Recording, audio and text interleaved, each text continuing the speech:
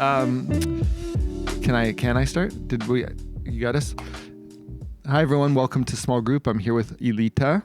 Hey. We're glad to be together. It's our Yeah. first time of this season of Small Groups Yes. hosting this video. Very exciting. Very exciting. We have a few community updates for you. One really quickly.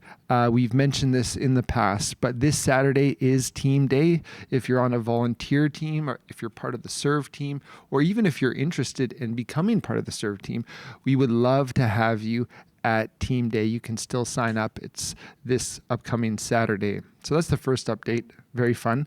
The second update has to do with a man named Jerry Sitzer, who is a professor, a scholar, and he's coming on October 18th to do a seminar for our church on really the early church and how they lived and how they made a difference in culture and things they did. And so this is a very brilliant man. I first encountered his work. It was a book called A Grace Disguised.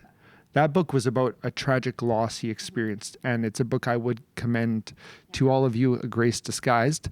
But he's not coming to talk about grief or loss. He's coming to talk about church history, and we're so excited to make this available to you. And so more details will be forthcoming. I just wanted to say to you, October 18th, which is a Saturday, mark that on your calendar, and again, we'll have more details. Yeah, I'm really looking forward to that.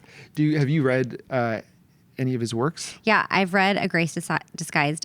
Okay, actually, I did it on audiobook. Oh, yeah. That counts. You listened to it. I listened to it, and it was wonderful. He's a great writer. Yeah, great writer, thinker. Great teacher. Like you said, I can't commend it more. So y'all Awesome. come out for that. That was a great sales pitch. I think so. High fives. All right. Well, this past month, we've been sharing some messages that are deep in our heart for the church. This past Sunday, Jason talked about a picture and a promise. Yeah. Jesus saying, I will build the church. And this past week, you and I talked about this theme of unity, of being unified around the gospel. And It's okay. We're fine. good. Let's not draw attention to that. But I thought it would be great if you read the scripture that we taught on by way of reminder. Yeah. Great. So it's Philippians chapter 4, just the first 3 verses. Therefore, my brothers and sisters, you whom I love and long for, my joy and crown, stand firm in the Lord in this way, dear friends. I plead with Euodia and I plead with Syntyche to be of the same mind in the Lord. Yes, and I ask you, my true companion, help these women since they have contended at my side in the cause of the gospel, along with Clement and the rest of my co-workers whose names are in the book of life. Beautiful Thank you. passage. Thank you for my paper. You're welcome. So the Apostle Paul, one of the themes in the book of Philippians is around unity. And in this church, there is a conflict between two prominent leaders that he names there. And so we taught on it to really highlight this call to unity. And I'm just wondering if you have any thoughts you want to share on the theme of unity. Yeah. The things that stand out to me, there's a number of things, but 2 things, and whenever I shared about it on Sunday, that really stood out to me. The first thing is that just naming the fact that unity doesn't mean that we never have conflict. Like, that's just a natural human thing. I don't know why it is. I think that this is one of those things that maybe I caught more than was taught. I don't think anybody ever told me this, but for some reason, I just thought we all really had to be best friends in the church. Like, we all just need to not just get along, but really get along and not just love each other, but I don't know, be best friends in a weird kind of way. And there's been some working out that I've had to do of that in my own life, what it means to be part of a church community and to love one another, but also with the recognition that we have different personalities. We like different things. We have different wirings, and that's okay. How boring would it be if we all just liked the same things? And so part of that being wired differently, it naturally causes conflict sometimes. And so just understanding. That's interesting because you think about like conflict that's rooted in sin, in slander, in gossip, and things that Scripture clearly says, hey, don't do that.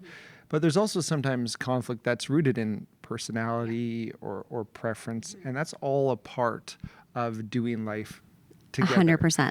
I like that one of the images of the church in the New Testament is a household or a family. Paul always writes to brothers and sisters. And so I like to say, when you became a follower of Jesus, when you were adopted into his family, perfect Father in heaven, imperfect family on earth. And so this idea of family or household also includes the idea of conflict. Yeah. We all experience it in our relationships. And so it's not surprising that we would experience it in the church. But in the midst of it, to prefer one another, to keep the things we have in common as the main things is so key and so crucial.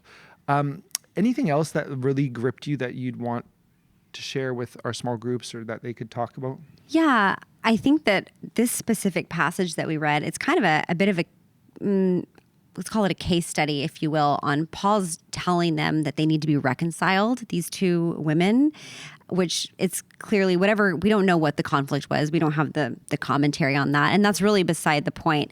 The bigger idea here is that he's calling them back to unity with one another because this disagreement is impacting the wider congregation.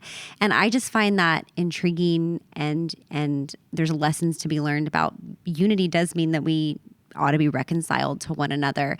And reconciliation is a tricky word, but there's ways that we can look to be rightly related with one another, and we name it. I mean, we see this in what Paul is doing here, but we name what's happening. We strive to work it out as best we can.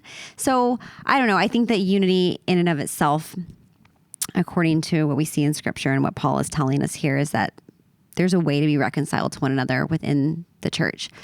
Yeah. I'm curious. I've said what I think about this. What do you, any lessons, any things that you want to highlight that I haven't said? I like how you turned it back on me. We're trying to model for all of you groups the type of conversation you might have. This is how you do small group. Yeah, this is how. I mean, in the passage you read, he says to them, he talks about like contending together for the gospel.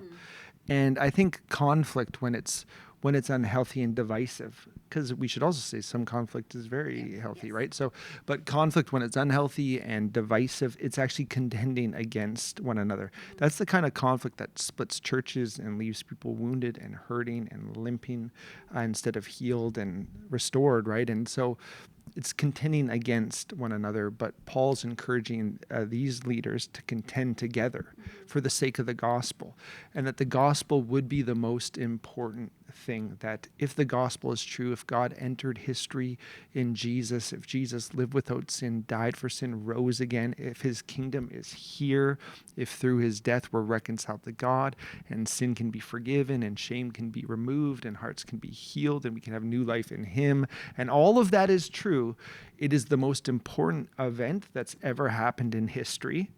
Obviously, God entering his story, and it is the most important message we could ever share in common and offer to the world as a gift. And so that we as a people would keep the main thing, that we would both proclaim and live out the gospel, and that we would stay unified around the person of Jesus, because what holds us together in Jesus, if he's the main thing, is infinitely greater, almost by definition, than what could divide us.